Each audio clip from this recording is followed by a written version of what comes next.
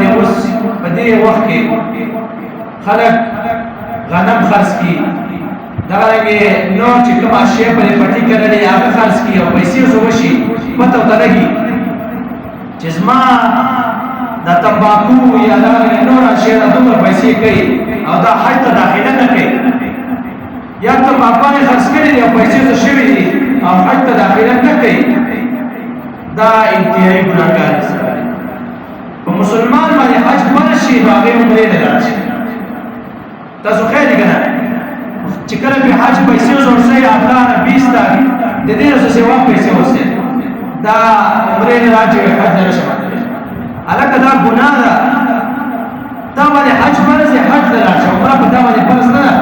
عمره مکه وا لا چې حج باندې فرض دی هغه وکړه منګه عمره داخله وکړه په دې باندې بابا ختم شي ته مسلمان یې پیغمبر علیہ الصلوۃ والسلام فرمایي وای من مات ولم يحج حجة الاسلام یو سړی مړ شو او په دې باندې اسلام کې حج پر شو او د حج ونکړ او دا مړ شو او د عذر نشته پیسې ورسدي تلera تلاشي ټول سره برابر دی دا به حج نه کوي د پیغمبر علیہ الصلوۃ والسلام فرمایي وای مات يهوديا ام نصرانيا خدای يهودي نه نصراني ورته انتهایی سخت وکړ چې تا تمام زندگی دا په اسلام کې تیر کړی منځونه دي کړی دا نه نور سخت دي تیر کړی په یخنۍ کې په ګرمۍ کې بهر حالت دې موږ کړی اپ تاسو دومره پیسې وشوي او ته دا غو وجود حج نه کې پیغمبر علیہ الصلوۃ والسلام فرمایي ما ته يهودي نه نصرانیه دا سره يهودي نه نصرانیه مطلب د اسلام نه ما سوا کوم بل ارض غواړي دا دومره سخت حکم دی دا لګي عبد الله بن عمر سے فرمائے عمر رضی اللہ تعالی عنہ سے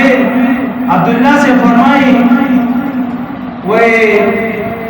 قرآن مجید کے اللہ رب العزت دا ذکر کړی دی چې ته موږ کوا ولا تكون من المشرکین اتر مشرکان مکه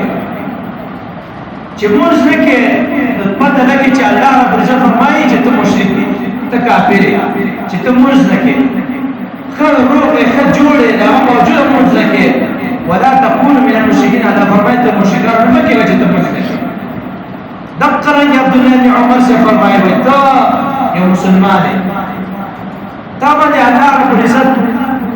پیسې نه درکړي او تا باندې حج فرض